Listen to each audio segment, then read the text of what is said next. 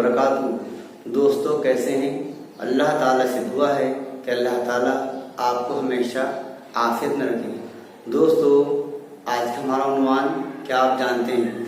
दोस्तों सबसे पहले तो हम आपके बहुत बहुत मशकूर ममनून हैं कि आप हमारे प्रोग्राम देख रहे हैं और कमेंट्स के ज़रिए हमारी हौसला अफजाई भी कर रहे हैं। दोस्तों आज का उन्वान क्या आप जानते हैं? शुरू करते हैं। एक ही सफ में खड़े हो गए महमूद व अयाज, एक ही सफ में खड़े हो गए महमूद व अयाज, ना कोई बंदा रहा और ना कोई बंदा नवाज। दोस्तों आज हम आपके लिए एक बेहतरीन सबक आमोज वाक़या लेकर आए हैं इंशाअल्लाह, और अल्लाह की ज़ात से ये उम्मीद करते हैं कि इंशाअल्लाह आपको पसंद आएगा। दोस्तों शुरू करते हैं। आपको बता दें दोस्तों कि महमूद एक बादशाह का नाम है और अयाज उसका गुलाम। जब महमूद ने अयाज को अपने दरबार में नौकरी पर रखा तो चंद महीनों बाद अयाज जो है बादशाह का चहेता हुआ और महमूद अयाज को बहुत मानने लगा और दिन ब दिन अयाज की मकबूलियत बढ़ती गई। जब अयाज की बढ़ती मकबूलियत को बाकी लोगों ने देखा तो फिर उनको अयाज से हसद होने लगा। उनको उससे इस हसद की वजह से वो लोग अब इस कोशिश में रहने लगे कि किस तरह से अयाज को बादशाह की निगाह में नीचा किया जाए, और वो दिन ब दिन अब ये कोशिश करने लगे कि हम किस तरह से अयाज को बादशाह की निगाह में ज़लील व ख्वार कर दें।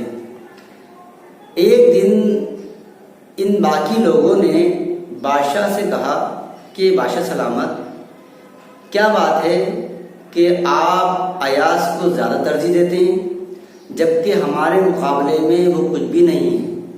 हम हसब रसम में भी ऊपर हैं, माल और दौलत में भी अच्छे हैं, और वो गांव का देहाती आप उसको इतनी तरजीह क्यों देते हैं? बादशाह सलामत ने कहा कि मैं आपको ये किसी और मौके पर बताऊंगा। एक दिन ऐसा हुआ कि बादशाह ने सारे लोगों को अपने दरबार में इकट्ठा किया और सबको एक एक फल दिया खाने के लिए। जब सबको फल दिया और सबने फल खाना शुरू किया तो जैसे ही उन्होंने फल खाना शुरू किया वो फल खाते जाते थे और थूकते जाते थे। अरे बादशाह सलामत, ये तो बहुत कड़वा है, बहुत कड़वा है। सब ने फल थूक दिया। जब अयाज का नंबर आया तो इन्होंने क्या देखा, बादशाह सलामत ने, कि अयाज वो फल बहुत मज़े ले लेकर खा रहा है। बादशाह ने पूछा कि ए अयाज, फल कड़वा नहीं है? अयाज ने कहा बादशाह सलामत, फल तो बहुत कड़वा है, तो फिर तुमने थूका क्यों नहीं? अयाज ने जवाब दिया दोस्तों कि बादशाह सलामत, रोज़ में आपसे बेहतरीन आप मुझे फल खिलाते हैं, रोज़ आप अच्छे फल खिलाते हैं। अगर आज ये कड़वा फल मेरे हाथ में आ गया और मैं इसको खा रहा हूँ तो मैं कैसे ज़ुबान पे शिकवा ले आऊँ कि रोज़ जो बादशाह सलामत मुझे मीठे फल खिलाता है, अगर आज ये कड़वा फल आ गया तो मैं उसको किस तरह से, मेरी तबीयत ने ये गवारा नहीं किया कि मैं बादशाह के सामने ये कह सकूं कि ये कड़वा है। तो दोस्तों अल्लाह रब्बुल इज़्ज़त भी हमें बेहतरीन नेमतें देता है। हर वक्त अल्लाह की रहमतें बारिश की तरह बरस रही हैं। अब अगर कभी ऐसा हो कि कोई आजमाइश अल्लाह की तरफ से आ जाए, कोई तकलीफ अल्लाह की तरफ से आ जाए, तो हमारी ज़ुबान पे शिकवा आ जाता है। तो दोस्तों हमें भी हर वक्त अल्लाह का शुक्र अदा करते रहना चाहिए। अगला किस्सा तो इस तरह से है कि बादशाह ने सोचा कि इन लोगों को मुझे कुछ और दिखाना चाहिए। बादशाह ने क्या किया, एक दिन दरबार में सबको बुलाया और एक बहुत ही कीमती हीरा निकाला और एक हथौड़ा दिया और लाने के बाद बीच में रखा और सारे लोगों से कहा कि आज तुम्हारा इम्तिहान है, आज मैं तुम लोगों की अकल का, दिमाग का इम्तिहान लूँगा। सब लोग ہوشیار ہو گئے کہ بادشاہ آج ہمارا امتحان لینے والا ہے۔ بادشاہ نے وہ قیمتی ہیرا بیچ میں رکھا اور ایک ہتھوڑا رکھا اور ایک ایک سے کہا کہ اس کو توڑ دو۔ اب سب لوگوں نے اپنا اپنا دماغ لگایا۔ بادشاہ نے ایک سے کہا کہ بھائی اس کو توڑ دو، تو اس نے کہا کہ بادشاہ سلامت، یہ ہیرا تو بہت قیمتی ہے، یہ تو بہت قیمتی ہے، اس کو کیسے توڑ دیں بادشاہ سلامت؟ بادشاہ خوش ہو گیا، ماشاءاللہ بہت اچھا ہے۔ پھر دوسرے سے کہا، اس نے بھی یہی لاجک دیا۔ تیسرے سے کہا، تیسرے نے بھی یہی جواب دیا۔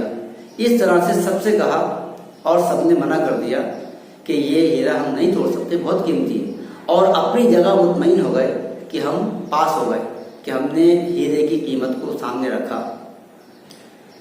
بادشاہ نے ایاز سے کہا کہ ایاز یہ ہیرا توڑ دو۔ ایاز اٹھا، اٹھنے کے بعد ہتھوڑا لیا اور ایک ہی ہتھوڑے میں ہیرے کے ٹکڑے ٹکڑے کر دیے۔ سارے جو لوگ تھے، باقی لوگ، ان لوگوں نے سوچا کہ آج تو یہ گیا، اس نے آج اپنا گنوار پنا دکھا دیا، آج یہ گیا کہ اس نے اتنے قیمتی ہیرے کو توڑ دیا، آج بادشاہ کی سمجھ میں آ جائے گا کہ یہ اس قابل نہیں تھا کہ اس کو اتنی ترقی دی گئی ہے۔ بادشاہ نے ایاز سے کہا کہ ایاز، تمہیں معلوم نہیں تھا کہ ہیرا کتنا قیمتی ہے، تم نے اس ہیرے کو توڑ دیا۔ دوستو، ایاز کا جواب، ایاز نے کہا کہ بادشاہ سلامت، میں اس ہیرے کی قیمت جانتا تھا، ایک طرف تو ہیرے کی قیمت تھی اور ایک طرف آپ کا حکم تھا۔ میں نے سوچا کہ مجھے کیا کرنا چاہیے کہ یہ ہیرے کی قیمت ہے، ہیرے کی قیمت ہے یا پھر آپ کا حکم۔ میں نے ہیرے کی قیمت کو کم رکھتے ہوئے آپ کے حکم کی قیمت کو زیادہ رکھتے ہوئے اور اس کی قیمت کو کم سمجھا اور میں نے ہیرے کو توڑ دیا، کہ میرے لیے اس ہیرے کی قیمت سے زیادہ آپ کا حکم تھا۔ دوستو، سارے لوگ منہ دیکھتے رہ گئے کہ صحیح بات ہے کہ یہ سمجھدار ہے۔ اسی طرح سے دوستو، اللہ رب العزت نے ہمیں اور آپ کو بھیجا ہے، تو بہت سے موقعوں پر ایسا ہوتا ہے کہ ہم دنیا میں کھو جاتے ہیں اور اللہ کے حکم کو چھوڑ دیتے ہیں، اور دنیا کے بہت سے ایسے فیصلے کر دیتے ہیں جو ہمیں نہیں کرنا چاہیے، اور اللہ کے حکم ٹوٹتے ہیں اور ہم ان کاموں کو کرتے ہیں۔ اگلا قصہ تو اس طرح سے دوستو کہ کچھ لوگوں نے مل کر محمود سے اس کی ایاز کی شکایت کی کہ بادشاہ سلامت، یہ جو ایاز ہے یہ چور ہے، یہ خزانے سے چوری کرتا ہے۔ اس کی وجہ یہ ہے کہ محل کے سامنے ایک روم ہے، اس روم میں یہ روز صبح کو جاتا ہے اور شام کو جاتا ہے، اس کی چابی بھی ایک ہے اور اسی کے پاس ہے۔ یہ روز صبح کو جاتا ہے، تالا کھولتا ہے اور اس روم کو دیکھتا ہے، پھر شام کو جاتا ہے، شام کو جا کر جاتا ہے اور پھر دیکھتا ہے۔ اس کا مطلب یہ ہے کہ یہ خزانے سے یہ جواہرات، سونا چاندی نکالتا ہے اور وہاں جمع کر رہا ہے، اور ایک نہ ایک دن یہ سارا سونا چاندی لے کر نکل جائے گا۔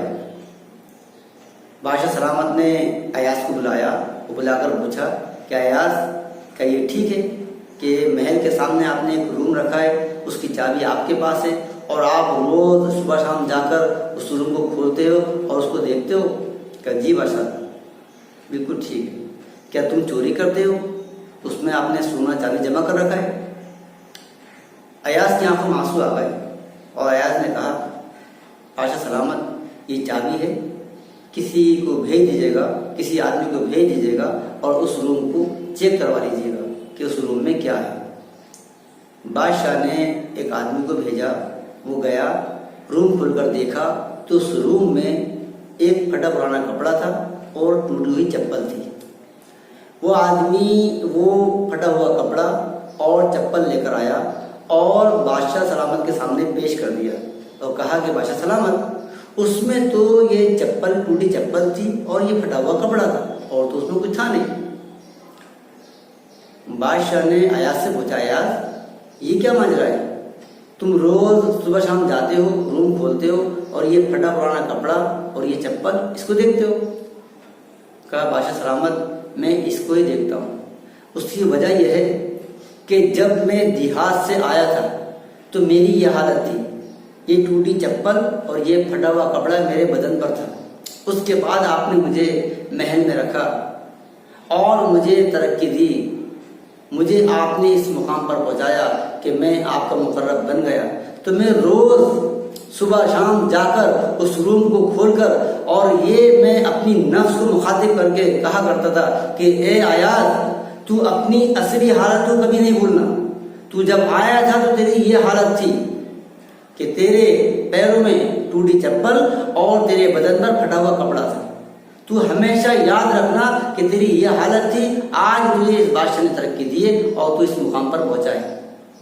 دوستو، یہی حال ہمارا اور آپ کا ہے کہ اللہ رب العزت ہمیں اور آپ کو ترقی دیتا ہے۔ اللہ رب العزت کی نعمتیں بارش کی طرح ہمارے اور آپ کے اوپر برس رہی ہیں، اور ہم ان نعمتوں کو استعمال کرتے ہیں اور ذرا بھی یہ نہیں سوچتے کہ اللہ رب العزت کے کتنے بڑے بڑے احسانات ہمارے اوپر ہیں۔ اور جب اللہ ہمیں ترقی دیتا ہے، آگے بڑھاتا ہے، تو ہم پھر اپنی اصلی حالت کو بھول جاتے ہیں اور ہمارے اندر بڑا پن تکبر آ جاتا ہے۔ تو دوستو، ہمیں ہمیشہ اپنی اصلی حالت کو یاد رکھنا چاہیے کہ اللہ نے ہمیں کہاں سے کہاں تک پہنچایا، یہ اللہ کا ہمارے اوپر کتنا بڑا احسان ہے۔